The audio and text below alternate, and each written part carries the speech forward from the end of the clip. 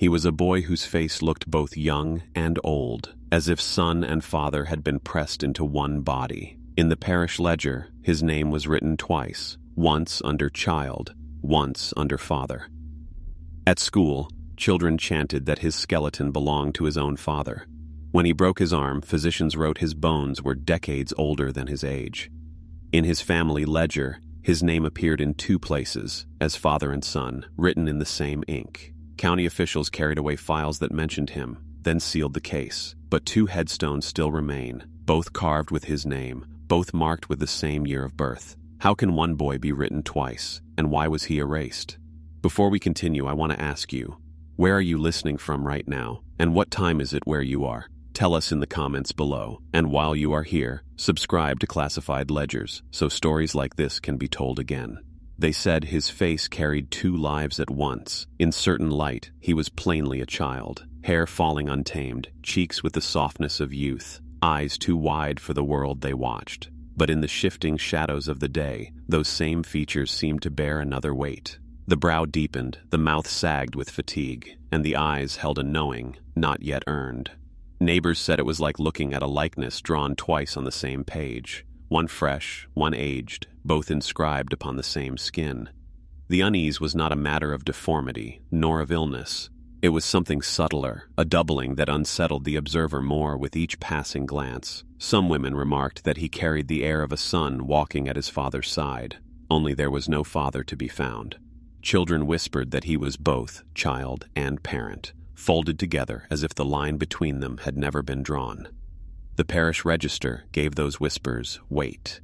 In the year of his baptism, his name was set down neatly in the column reserved for children, the ink black and steady. But in the margin of the same page, the very same hand had written the name again, aligned with the father's column. No correction followed, no strike of pen to erase the duplication. The 2 entries sat together as if intended, identical in form, identical in ink, impossible to distinguish by age or order. The priest dismissed it when questioned, insisting it must have been the error of a weary clerk. Yet those who saw the page with their own eyes did not forget. The handwriting was exact, the pressure of the nib consistent. It was no later addition, no idle slip of the hand. It looked as though the boy had been written twice at once, occupying 2 roles in a single instant. His mother offered no explanation. She walked with him through the hollow in silence, her head lowered when remarks were made. If pressed, she did not answer at all, her stillness the only reply. In that silence, the rumors deepened. The boy became a riddle spoken in kitchens, muttered at fences, recited in corners of the schoolyard, and still his face bore its quiet doubling. The more he grew, the more the resemblance within himself sharpened. The line of the jaw seemed copied, one firm, one slack. The eyes looked youthful in the morning, ancient by dusk. Some swore that in passing his reflection in water or glass, they saw not one figure but 2 superimposed, blinking at different intervals. The parishioners turned to their books, as if paper might explain what flesh could not. Yet the only answer they found was that single page, a name repeated, a father and son joined in ink without distinction. To understand how such a boy could come to be, to see how a face might bear both youth and age, how a name could appear in 2 columns of the same register, one must look beyond the boy himself. The hollow sat low between ridges, its paths winding back upon themselves like veins with no outlet. Those who lived there said it was home enough, that the land provided all a body required. But to those who studied its families, the truth was plainer. This was not a place of happenstance isolation, but of deliberate enclosure. The surnames told the story. 5 names only, carried down through decades, written again and again across deeds, letters, and petitions. No new names had joined them, no outsider had been taken in. Even those who left, rare though they were, seldom returned. The Hollow's people grew only inward, binding themselves tighter with each generation. At weddings, the vow was not simply the union of 2. It was the renewal of a larger oath, spoken in whispers after the priest's final prayer. The gathered families would bow their heads, murmuring words not found in Scripture. No stranger's hand, no stranger's blood. The vow was not recorded, yet its weight endured. Outsiders who passed through told of how the congregation's silence seemed to harden at the edges, as if the hollow itself closed ranks against intrusion. The pattern showed itself in objects as much as in words. In family Bibles, where births and deaths were listed on lined pages, the same names repeated in sequence. James after James, Mary after Mary, their distinctions made only by the thin ink of dates. Some names appeared thrice in succession, as grandfather, father, and child, 3 lives, but one inscription echoing through time. The graveyard revealed the same vow in stone. Rows of markers leaned together, weather-worn and moss-dark, yet each bore one of the familiar 5 surnames. Children wandering among the graves played a game of recitation, calling each inscription aloud until the sound became a chant. But the game ended quickly, for the names were their own, and to speak Tosun, hem over and over beneath the shadow of the headstones left even children uneasy. The hollow had shaped itself into a mirror, reflecting only its own blood. It was not geography that enclosed it, but will. A vow of sameness, sharpened with each generation, had sealed the place tighter than rock. No outsider's voice had carried across its fields in decades. Into this enclosure, the boy was born. He was no anomaly apart from the hollow. He was its culmination, the proof of what silence and repetition could fashion over time. His mother bore him in the spring, her labor marked with the usual prayers, but when his name was entered into the parish ledger, something broke the rhythm that had carried the hollow unbroken for years. The column meant for the father stood empty. The clerk's quill hesitated, ink pooling in a blot, but no name was written there. Where every other child had been tied to both mother and father, this boy carried only half. It was the first trace he left behind, a record of presence and of absence, joined together on the page, and it was from that omission, from the silence of a blank column, that the whispers began. The parish ledger was never meant for mystery. Its columns were steady, its entries careful, a book of order that bound the hollow's life into neat rows of ink. Every birth was marked with the mother and father's name, every date tied to its witness, every life accounted for. But the boy's entry broke the rhythm that had stood for generations. The morning of his baptism, the church smelled faintly of wet stone and lamp oil. The clerk sat at his table with quill in hand, dipping into the inkwell, ready to record as he always had. The child was carried forward by his mother, her shawl drawn close, her steps steady but silent. No man followed, no husband's hand was offered, no father's name spoken aloud. The clerk wrote the boy's name without pause, his script neat, his hand practiced. He added the mother's name below, aligning it with the column as he had done hundreds of times before. Then he reached the space reserved for the father. His hand stopped.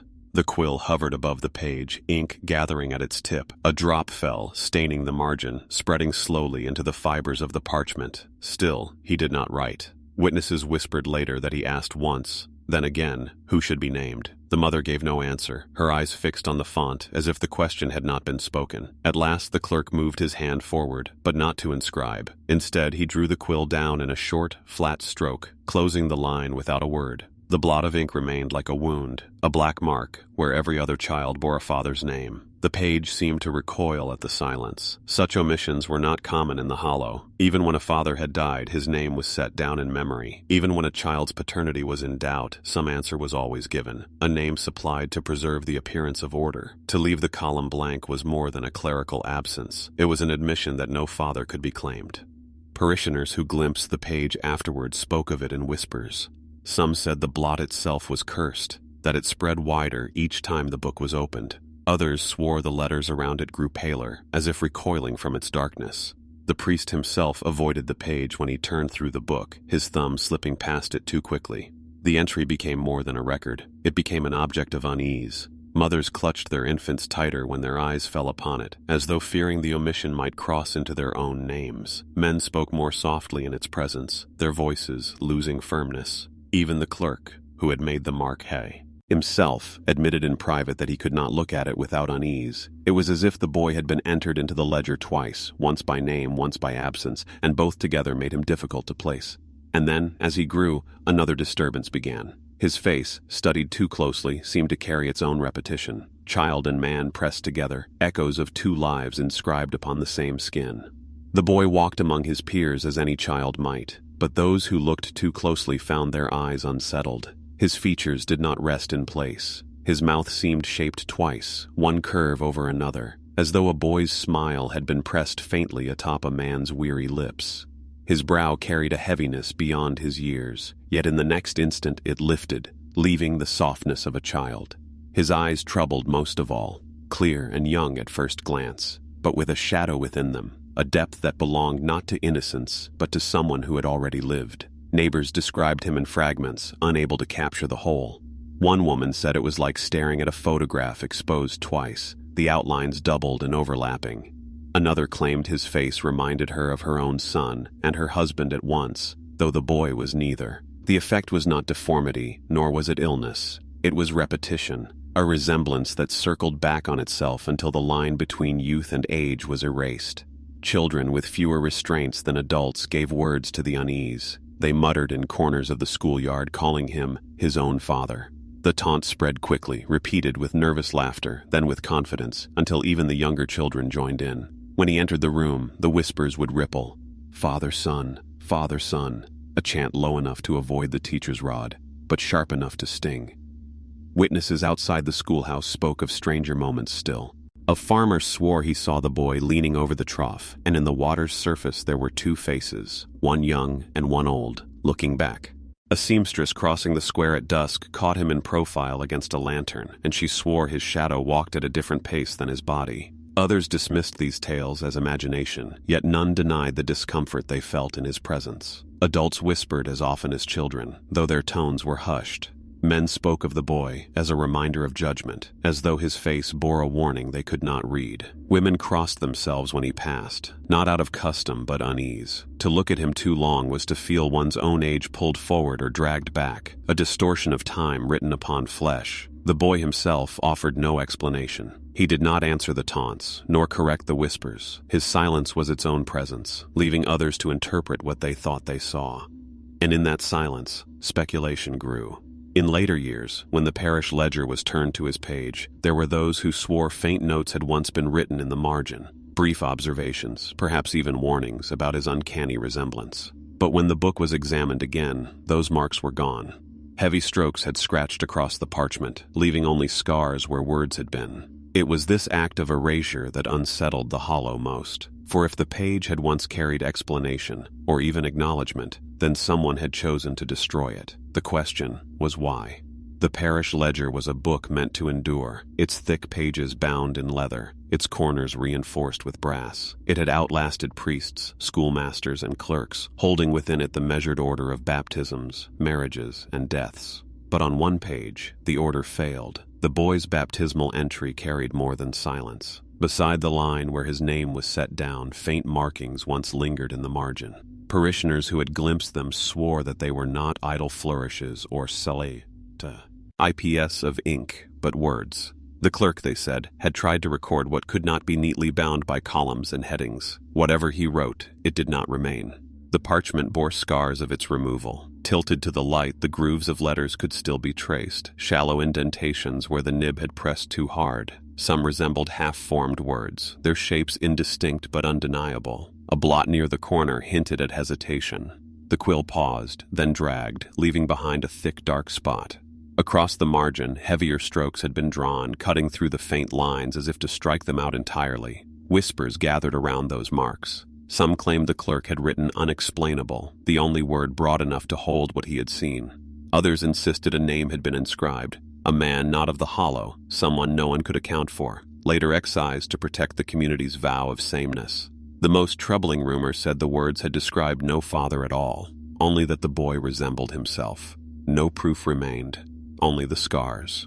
The clerk himself gave no account, speaking only that mistakes sometimes crept into the record. Yet his hands trembled when the book was brought out, and he turned its pages quickly, as if eager to move past the entry that bore his shame. To the parishioners, the erased words became heavier than any inscription could have been. A record altered carried more weight than a record blank. What had been written once, then destroyed, seemed to them more dangerous than silence. The ledger, meant to steady the hollow's memory, had instead opened a wound upon its own page. The whispers spread beyond the vestry. At wells, women repeated the tale of the scratched margin, lowering their voices as if the book itself could hear. At fences, men argued over what had been hidden, some swearing that the truth of the boy's resemblance had been set down, others certain that a name from outside the hollow had been written, then erased to preserve the vow. The book returned to its shelf, but its silence deepened the unease. Each time the ledger was opened, eyes drifted toward that page, seeking meaning in the scars. It became less a record than a reminder that even the parish itself could not account for the boy. Yet one voice remained outside the ledger's silence, One woman had been present from the beginning, her hands the first to hold the child, her eyes the first to witness his arrival. The midwife's testimony would surface years later, and her account, unlike the parish's, did not agree with the official entries. The midwife's papers were not kept in any parish chest, but folded into a bundle of household receipts and remedies discovered years after her death. They bore the same neat hand that had copied down recipes for tonics: ginger for nausea, vinegar for wounds, laudanum for pain. But among those practical leaves was a sheet set apart, written in tighter strokes, as though the words themselves resisted being placed upon the page. The date was recorded plainly, the spring morning of the boy's birth. Beneath it came the mother's name, the hours of labor, the details every midwife was expected to note. The phrases were calm and ordinary: delivery slow, child clean, mother steady. But midway down the page the pattern faltered. One line read, "No man at the door, no hand to fetch water." A pause followed, then another sentence, cramped against the margin. "The child came as though carried already." The phrase was strange enough to unsettle those who read it. It seemed to suggest a birth without progression, a delivery not of becoming but of unveiling, as if the boy had entered the room already formed, brought forth complete. Yet the midwife had offered no clarification, leaving the line to stand alone. Other fragments deepened the unease. In one place, her quill had started a sentence. "It seemed he," before breaking off in a jagged blot. The ink pooled darkly there, as if she had pressed too hard, then thought better of finishing. On another page she had scratched through an entire paragraph, so firmly that the fibers of the paper were torn, leaving behind no more than a few stubborn letters that refused to vanish. Her testimony did not remain fixed, even in her own words. When questioned years later, she gave accounts that shifted like weather. At times she spoke with certainty that the boy was like any other, a child born whole and breathing, without mark or deformity. But at other times her voice fell to a whisper, and she said his face seemed older than it ought to be, that his eyes held a heaviness she could not reconcile with a newborn. One neighbor recalled her admitting, almost in jest, that she felt less like she had delivered a child than uncovered one. These contradictions made her witness both essential and unreliable. Parishioners did not know which version to believe. Some dismissed her hesitations as the confusion of old age. Others said her silences were deliberate, a way of guarding something that should not be spoken aloud. What endured were not her clear lines, but her broken ones, the blots and the scratches. The words started but never finished. Her papers passed into rumor much as the ledger had before. The hollow spoke of them in kitchens, in fields, at the edges of gatherings, each voice adding weight to what remained unsaid. Yet memory fades, and testimony without anchor drifts. In time, the midwife's contradictions were set aside by those seeking answers. When investigators turned from her fading recollections, they sought proof elsewhere. And in the census records, thought to be steady and impartial, they found contradictions just as unsettling. For there, written in the same hand across the same household, the boy appeared twice, once as a son and again as though he were his own father. The accident was small enough to be forgotten in any other child. He fell from a low fence, his arm striking the packed earth at an angle that left it swollen and stiff. Yet the hollow, already restless under the weight of his presence, carried him to the county infirmary, as though seeking a judgment greater than the parish could provide. The building stood at the edge of town, brick darkened by soot, its halls echoing with the scrape of boots on stone. Inside, oil lamps flickered against plaster walls, their light falling across iron instruments laid in rows upon a narrow table. The boy sat silent beneath their glow, his face betraying neither fear nor pain. He held his injured arm close, waiting as the physicians circled him. The examination began in practiced rhythm, palpation of the swelling, questions posed to the mother, notes scratched onto paper. But when the instruments were turned to measure density and alignment, the rhythm faltered. The physicians bent lower, whispering among themselves, their quills pausing too long over the page. What they saw was not the arm of a child. The fracture itself was ordinary, but the structure it revealed was not. The bone was thicker than it should have been, its texture dense, its composition nearer to that of a man who had lived decades longer. The physicians repeated their measures, uncertain whether the tools were at fault. Each test returned the same. Their language, though restrained, betrayed unease. One line read, "Osseous maturity inconsistent with chronological age." Another, "Rye." 10 more carefully noted. Skeletal resemblance to adult specimen. The terms were clinical, stripped of speculation, yet the meaning was clear enough. The boy's bones did not belong to his years. The longer they wrote, the heavier their words became. A final note, underlined twice, read, "Chronological and anatomical ages not reconciled." It was as far as they dared to go. Beyond those phrases, the matter was left unspoken, hidden in the silence between the lines. The boy did not flinch under their hands. He met their eyes only once, his gaze steady, before turning back to the lamp's light on the wall. His mother sat motionless, her shawl drawn tight, speaking nothing as the notes were folded and sealed. The physicians placed them in a drawer, bound with string, their existence acknowledged only in whispers between themselves. Word spread nonetheless. The Hollow learned that the boy's arm had been set, but that something else had been discovered. No detail was carried whole, only fragments retold in kitchens and along fences, that his skeleton was older than his skin, that his body carried years he had not lived. What had begun as clerks' hesitations and midwives' blotted notes now had a new form of evidence, clinical, measured, written in the language of science. Yet the plainness of the words only deepened the unease, for facts spoken without explanation weighed heavier than rumor. By the time he returned to the schoolhouse, the whispers had sharpened into cruelty. Children no longer called him only his own father. They chanted instead that his skeleton belonged not to himself at all, but to the man who should have sired him. The schoolhouse stood plain on the ridge, its boards weathered by years of wind, its bell cracked so that it rang with a hollow note. Inside, the air carried the smell of chalk and ink, the rasp of slates, the low murmur of recitation. Children sat shoulder to shoulder on benches, their voices rising together in uneven chorus. Yet when the boy entered, the room shifted. At first it was only glances, sideways, uncertain, held a little too long. Then came the whispers, small and sharp, words carried from home into the schoolyard.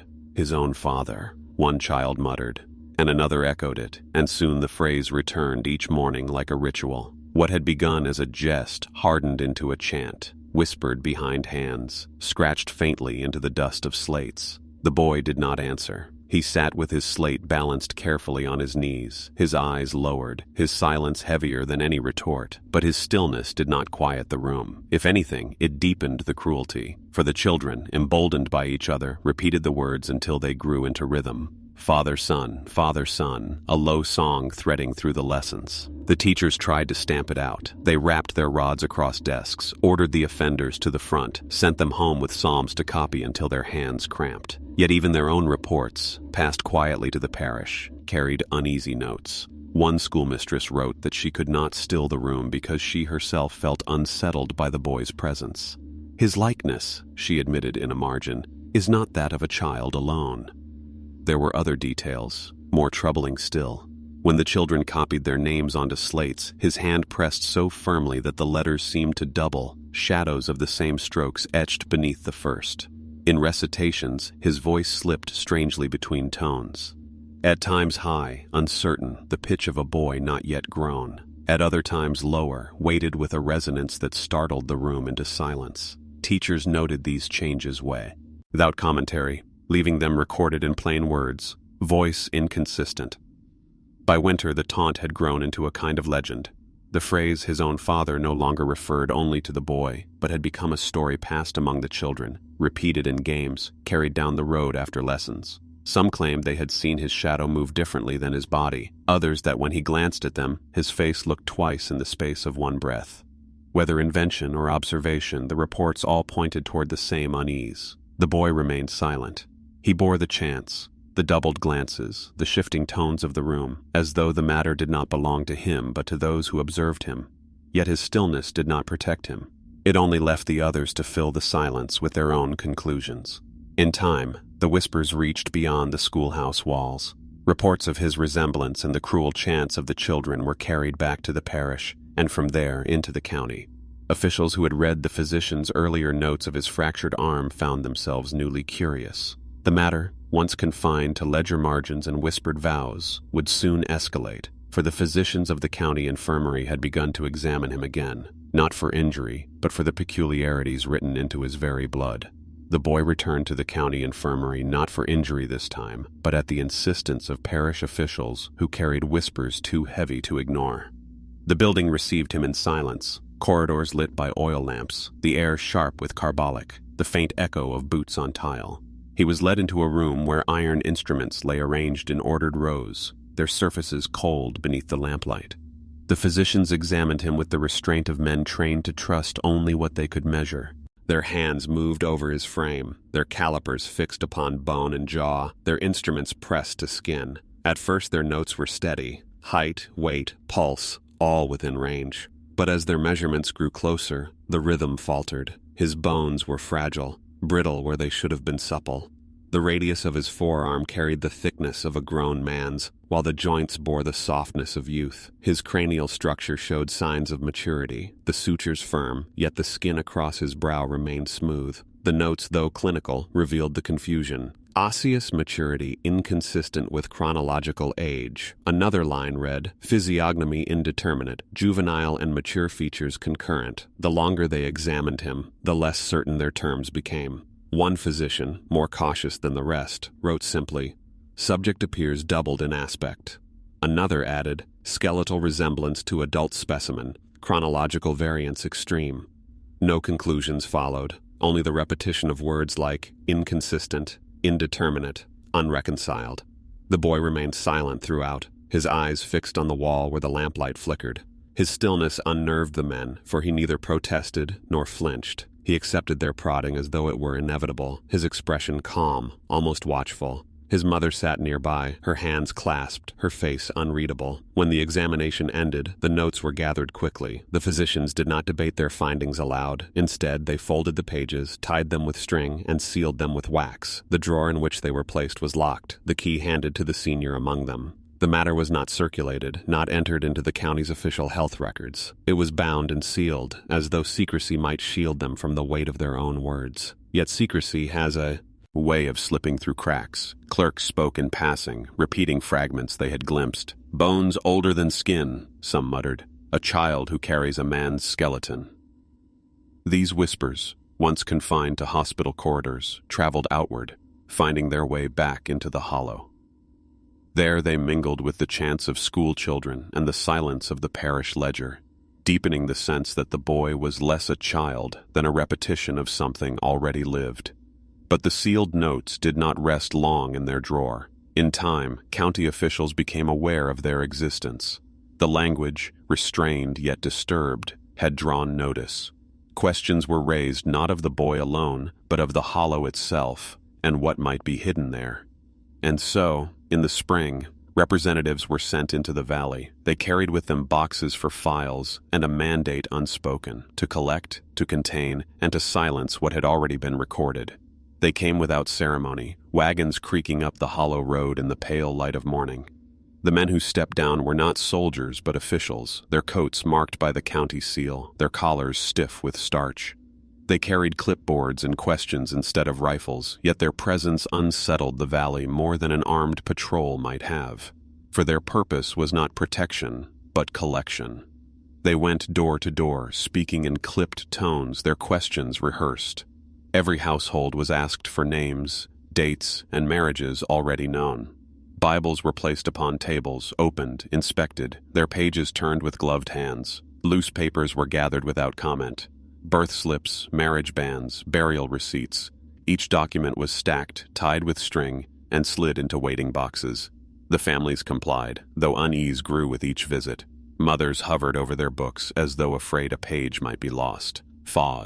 Theirs answered curtly, watching as the men wrote their words down twice, once in ink and once again in silence. Children stood in doorways, peering at strangers who seemed less like visitors than collectors of lives. When the officials reached the parish vestry, the weight of their task grew clearer. The great ledger, bound in leather and brass, was lifted from its shelf. They carried it to the table and spread it open. Eyes lingered on the boy's entry. The blank column, the blot of ink, the faint scars where words had once been and were now gone. Nothing was said. The page was copied, then closed. The ledger itself was placed into a box and sealed. By the end of the week, the vestry shelves stood bare. The books that had once bound the hollow together, baptisms, marriages, deaths, were gone. In their place remained only dust and the faint marks of leather on wood. The absence was felt most deeply on Sundays, when mothers brought their infants to be baptized and found no record waiting to receive them. The priest's prayers faltered when he saw the empty space behind him.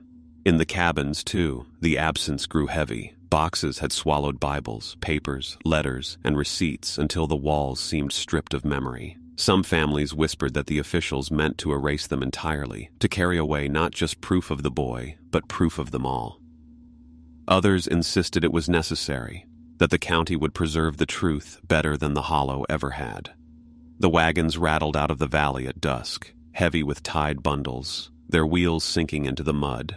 The men offered no farewell. They had come to collect, and they departed in silence. The road closed behind them, leaving only the empty spaces they had made. It was in that silence that the arguments began. With the books gone, words grew sharper. Some called the boy a curse, a mockery written into flesh, proof of blasphemy in their midst. Others whispered that perhaps he was more than they understood, a miracle whose meaning was too large for them to name. The parish bell still tolled each Sunday, but its sound no longer drew the Hollow together.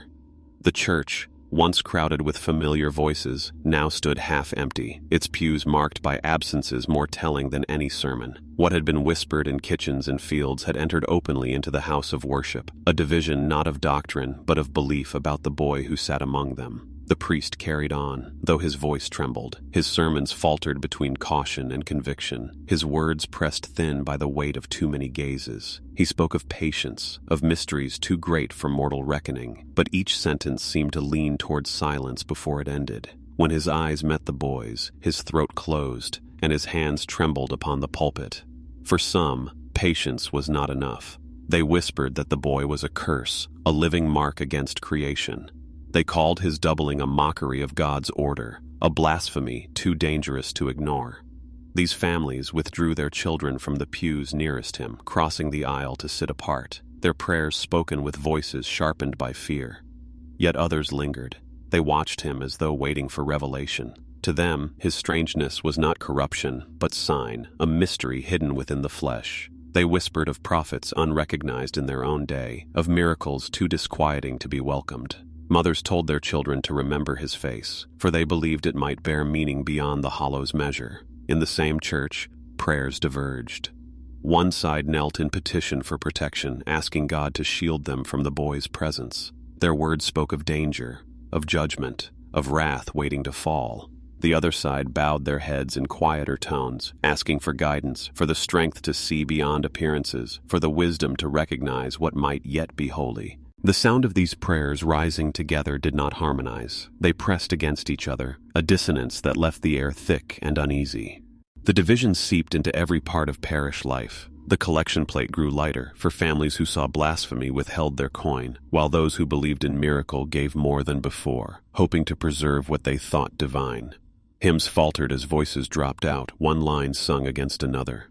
Children carried the division home, repeating the words of their parents until mealtimes turned to arguments and silence. Even the priest confessed privately that he no longer knew what altar he stood at, whether he was guiding a flock towards safety or officiating at a judgment already underway. His sermons shortened, his hands shook, his gaze fixed more often on the floor than the faces before him. The Hollow, once bound together in sameness, now found itself torn. And into that fracture came an object heavier than any sermon, heavier than the silence of the ledger or the midwife's unfinished notes. For within one household, a family Bible was found, and on its pages the boy's name appeared twice, once as a son and once as a father, written in the same ink, as though inscribed in a single hand at a single moment. The Bible was not new. Its binding was cracked, its corners softened by years of hands turning its pages. The leather smelled of dust and lamp oil, and the gilt along its edge had long since dulled. Yet for all its age, it was the ink within that disturbed the parish most. It was found during a visit to the household by distant kin, who, leafing through its pages, paused at the family record. There, among the births and deaths carefully set down across generations, the boy's name appeared. This was no surprise, for every family recorded such things.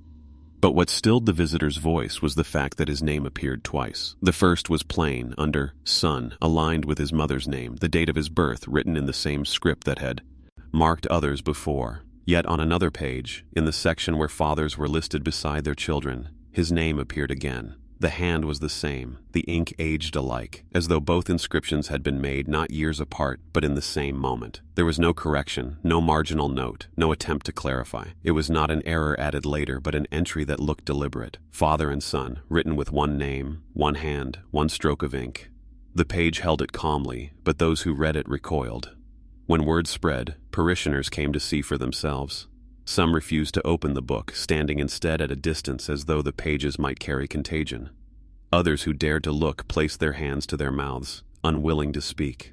A few whispered that the ink had not merely marked the boy's place in the lineage, but had bound him to it in both directions, as if he were looped back into his own origin.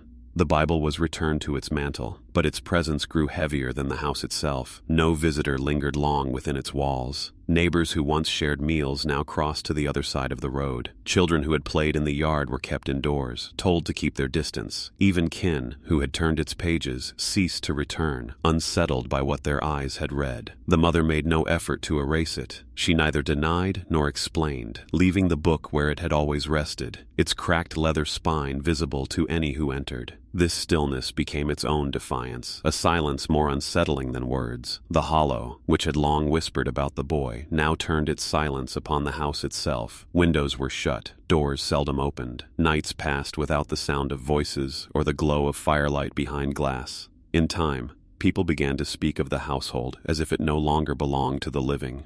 The Bible remained, the boy's name inscribed twice, the ink refusing to fade. But outside its walls, the community recoiled. Greetings ended, footsteps quickened past the path, and no hand lifted to knock at the door. By the following season, the house stood alone. The shutters closed, the chimney cold, the doors swinging loose to the wind.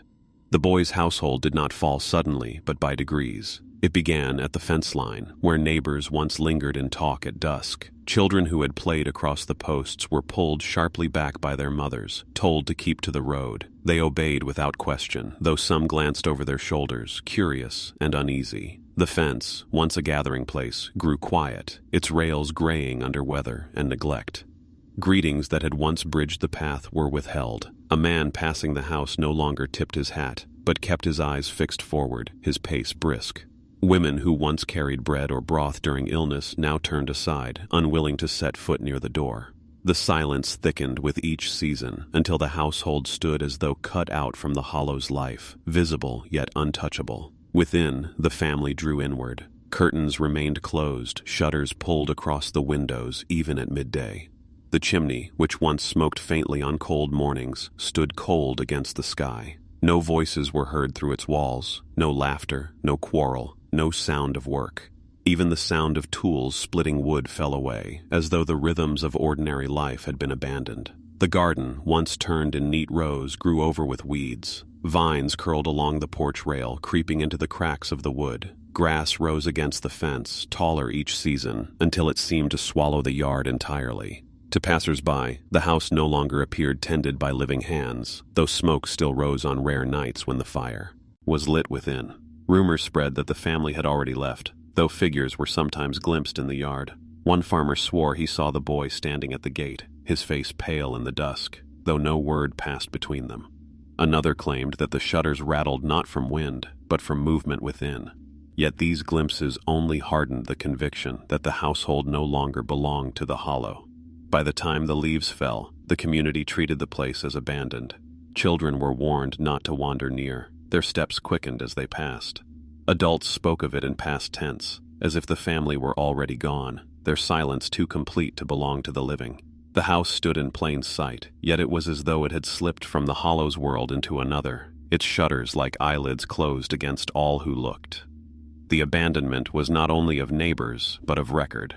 For even as the family withdrew and the house grew over, beyond the ridges, the case itself was being erased. Clerks searching county drawers found boxes missing, files marked destroyed. Names were struck from indexes, letters broken off mid-sentence. What had once been bound in ledgers and sealed in files was disappearing, turned not into silence within a house, but into absence within the archive. The boy's name did not vanish in a single stroke. It disappeared slowly, piece by piece, across the ledgers that once anchored his existence. In the county offices, drawers were opened to reveal emptiness. Boxes that had been marked with his baptism, his infirmary notes, his household interviews were gone. Some were listed as misfiled, others stamped destroyed in ink darker than the words they replaced. Clerks muttered about the disorder, but their complaints never rose to formal protest. They carried on, closing the drawers as if they had seen nothing. Indexes were rewritten, and names reordered. Where once his entry had stood between his neighbors, it was gone, the lines pulled together as if he had never been listed. Even the parish rolls, copied over for county record, omitted the blot that had so unsettled the ledger. The blank space was not corrected but excised entirely, the page smoothed over with the neatness of omission. The infirmary, too, sealed its silence. Physicians who had once written of osseous maturity inconsistent with chronological age now found their notes missing. Files once bound with twine were replaced by slips marked "No Record." Correspondence trailed into fragments. Letters mentioning the boy broke off in mid-sentence, their conclusions never delivered.